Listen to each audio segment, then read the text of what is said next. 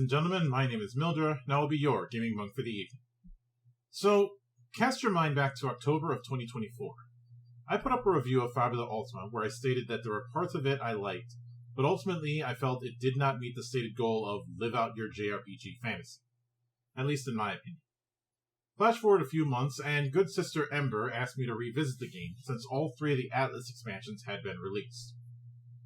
Granted, when I wrote the script for that initial review, I didn't have much time to delve into the Atlas material, as High Fantasy had only released a week ago, and the remaining Atlases were just a twinkle in the playtest eye, and I didn't see a point in covering the playtest documents. Normally, I don't do this sort of covering the core book and expansions, instead just focusing on the core book. But for this one, I decided to make an exception for several reasons. One, I did look back on my initial review, and there are several elements where I feel I didn't make my case strongly enough. I still stand by what I said overall, I just think I could have done a better job of saying it. 2, some of my critiques tie into the Atlas books, as well as my overall coda. You'll see that shortly. And 3, with the recent release of my Legend Edition project in a feature-complete state, there have been a few comments asking what the differences are between Fabula and my system. Now, the snarky answer I could give is I'm acknowledging more than just SNES-era Final Fantasy, but that doesn't tell the whole story. Now, I will note what I said in that review. Once again, I still stand by. This is more of a supplement to my original video, which I will link in the low bar. I will note that a lot of this is focused on the fluff and a bit of the crunch. Normally I don't cover as much fluff, but the subject matter and the narrative as nature makes it warranted. You'll see why. So, first, I'd like to revisit the 8 pillars. Now, I'm focusing on this element first and foremost because it creates a ripple effect into other aspects later. If I could summarize my problems with the pillars, it would be overconfidence. The text assumes that the paragraph's worth of fluff for each one is enough for the type of world creation it wants to do, when several of the pillars are far too vague and others are too specific for what it wants to be. Additionally, it operates on the premise that fluff and crunch are segregated, when in reality they're 2 halves of a whole, like the parts of a taiji.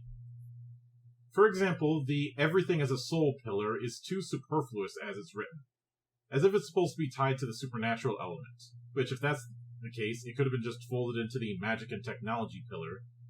And if it is supposed to be a separate thing, then instead of vaguely talking about the soul or the supernatural or whatnot, it'd be better served discussing higher concepts in your world.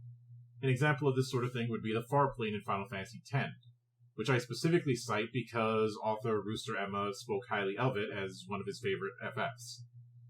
Speaking of the magic and technology pillar, that ends up assuming the 2 being in conflict in some form or fashion.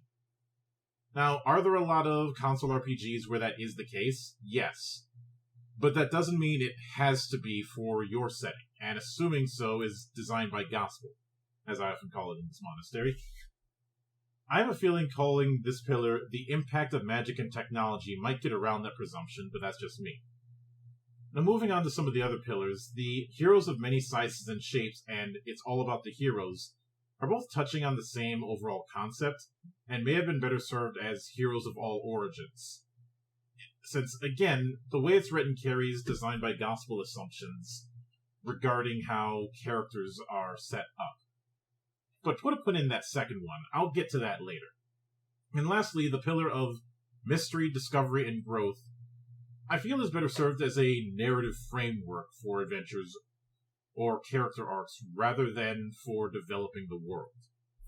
But overall, the pillars have this issue of being, frankly, schizophrenic in terms of their broadness and their specificity. There are some that are incredibly broad and somewhat vague, and then there's others that are way too specific for a settingless system. Now remember this sort of thing, as it will come back to bite later on.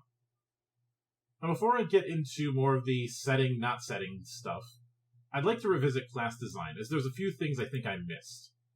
Now, putting aside the fact that each class is, at the end of the day, a Diablo-like skill tree, there does not appear to be any sort of standardization across skill levels. Some have a lot of levels, some a little, and this is made worse by the restrictions that classes have. One such is the 10-level limit and the 3-class limit, both of which I don't understand why they're here.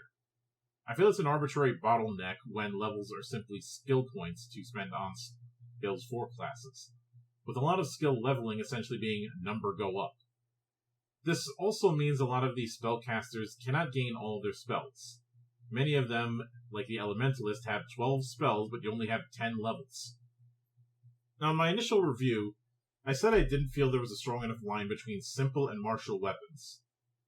What I should have asked instead is, if this game is trying to be setting agnostic, which it very much says right out of the gate, why is weapon proficiency even a thing? It's one way this game's not willing to commit to a setting, as I mentioned in my original video. Now, I know that the supposed reward for getting 10 levels in a class is a heroic skill, but that's not even a bandage. If it's supposed to be a capstone, like the dedication bonus you might find in Pathfinder, a lot of the heroic skills don't have enough of a power gap to really make the effort worth it. In fact, some of them just feel like skills you would have seen in a normal class. This also applies to the zero skills, which I kind of touched on in my last review, which want to be limit breaks, but the power gap doesn't match the effort to get it. Same could also apply to the technospheres in techno-fantasy that are trying to emulate materia, but fall into the same gems and all but name issue that bottlenecked other attempts at the concept.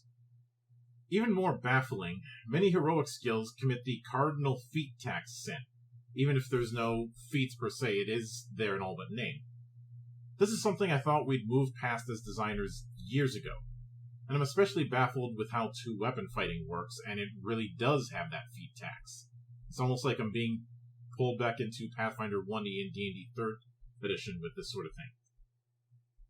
The reason I find this baffling is the games cited as inspiration on the front of the book barely have this problem. They're either too abstract or they just dodge the problem altogether. Now, when it comes to the mechanics around villains, something I did gloss over, I have a few more issues. For starters, I feel that the hero's front and center pillar can cause villains to suffer what I call the Moriarty problem of shrinking the world. This is a reference to the revelation in Sherlock Holmes that all of the detectives' cases at that point were directly or indirectly influenced by Moriarty. The intent is to show Moriarty as this criminal mastermind who's Sherlock's intellectual equal, but in reality it ends up shrinking the world the stories take place in and reducing their conflict to little more than a glorified scuffle, as opposed to something that's been building for book upon book. I realize it's not a fair comparison, but if I were to use a more contemporary thing, consider how the Joker in Batman 89 as the killer of Bruce's parents is largely seen by people as a misstep. Or if I have to use a tabletop example, consider the pervasiveness of the worm in Werewolf the Apocalypse, where every bad thing is somehow tied to the worm. It's not adding to the setting, it's shrinking it. Now, not helping matters is the concept of a GM scene focused on the villain, and this is highly encouraged. I realize this is a nod to those villain scene cutaways that you see in the source material, but that's something that works better in a video game than a ttrpg, where it should be all about engaging the players involved at the table. With the GM scene about the villain, it's more about indulgence, essentially, especially since this is still player knowledge and not character knowledge. Also, I find a lot of the advice for villains to be a bit restrictive, basically wanting the Dark Lord archetype when villains can be as varied as heroes. Of course, at the same time, in some parts of the books, it wants people to not play to stereotypes, so pick one. Now, that specificity could apply to the whole of the GM's guide, which takes the opposite approach to the rest of the core book and is way too granular for its own good, almost prohibitive in its approach, and the class advice in particular that's in it would have been better served in the world creation chapter to lay some groundwork in addressing that not setting problem I spend too much time on. Then again, if you're going to be setting agnostic, you have to commit. Now with that out of the way, I want to talk a bit more on world creation. Frankly speaking, the book should have dedicated at least one chapter, or even a couple pages, to an example setting. As the saying goes, you need to understand the rules before you can break them. It's important to give some sort of context instead of just throwing people to the wolves, which is more or less what the book does. This is especially with how map creation is so vague and completely unhelpful for tables that are not artistically inclined. I do remember one project on TG, I think it was, that had a map creation setup that was more about throwing random dice on a whiteboard and building the map based on that, which is certainly an idea, but that's not what we have here. Now, yes, the creation process is shared amongst the table, but that's not a fix, that's not even a bandage. That's just passing the buck to everyone instead of the buck being on the GM. I will note there is a way that this can be done, and I refer to the round table design in Mystic Empyrean for just that, where world creation is a big deal. I know Fabula also has the random tables that are supposed to get the ball rolling, but much like the pillars, it comes off way too confident in the barest of minimums for creating something as complex as a setting. All in all, world creation is akin to J.J. Abrams' mystery box concept of storytelling, and that's not a compliment. As a closing note on world creation, I'd like to contrast it with another game I'm fond of, Fantasy Craft. I mentioned this in the original review. In particular, instead of pillars with barely a sentence description, its world creation chapter, just titled Worlds, is focused on a series of questions, each having a paragraph of detail, and sometimes even more than that, on things like the game's spirit, the genre, the era, the belief structures, the species, and a whole lot more that I can't get into within the scope of this video. Some may argue that such a level of detail would be excessive for a narrative pick-up and play. I would argue you can't have it both ways. You're either a beer and pretzels game or you're a narrative arc. Pick a lane. But speaking of genre, let's address the three genres in the Your World Could Be section of the core book, as well as the Atlas expansions of High Fantasy, Natural Fantasy, and Techno Fantasy. For starters, I feel like dividing them into three subgenres like this is a misunderstanding of how genre is treated in the source material that it is drawing from, where it's more of a mix rather than one specifically. In fact, you look in a lot of popular media across Japan and East Asia, you're going to see this kind of thing. This is why I coined the term Gestalt Fantasy to refer to this style of a whole built from disparate parts. As many of the examples given, and then some, could easily fit into all three depending on interpretation. Examples of this fitting into all three could be things like Final Fantasy XII, Phantasy Star 4, Xenoblade Chronicles, the original Rainblood game, Town of Death, and The Legend of Heroes. In my view, a game that claims to be a JTTRPG should not be encouraging genre segregation, but instead looking at genres as coats of paint on a canvas. Especially if it's all about living out your JRPG fantasy as it loves to claim. That said, Techno Fantasy is one I especially want to home in on. Now, when you hear that name, I think it's natural to assume it'd be discussing console RPGs that have a futurist technology base. Games like Star Ocean, for example. But no, despite how it's dressed up, Techno Fantasy is just cyberpunk. It's just cyberpunk circa Blade Runner for the umpteenth time, and like a lot of questionable interpretations of cyberpunk, assumes that whole 1980s late-stage corporate dystopia with haves and have-nots is the only way you can do it. Something that I have vehemently disagreed with over the years, and will not change that stance anytime soon. But when I read further into the Atlas books, something I kept asking was, why wasn't there some of this in the core book? For example, remember how I said early on that an example setting or the like should be in the core book, even a gazetteer would do? Each of the Atlas books has several with different themes. Even if they're only a couple pages long, that's something. I criticized also the lack of guidance with the pillars, and each of the Atlas books have example implementations of all 8 pillars. I could also bring up the video game examples, but those fall flat since High Fantasy's examples are all gestalts. Natural Fantasy's examples do not fit the pillars they claim to, or only fit on a surface level, and Techno Fantasy just wants to be cyberpunk and tries to force that into games that really don't fit it. Essentially, the definitions given and the inspirations don't match. It's like the left hand didn't know what the right one was doing. And as I was reading through the guidance parts of the Atlas books, I kept feeling like they were over-reliant on stereotypes, despite claiming that it wants people to work against type. Again, left hand, right hand. It's a vibe of telling people what to do instead of suggesting possibilities that they could do. All in all, despite Fabula Ultima's claim of your story, your world, the claim is not honest.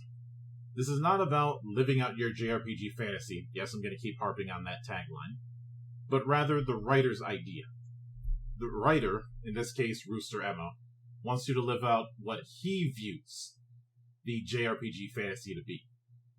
And I wish it was more honest about the fact that it's more a multi-genre approach with some particular vibes, rather than trying to play this whole your story approach that it is.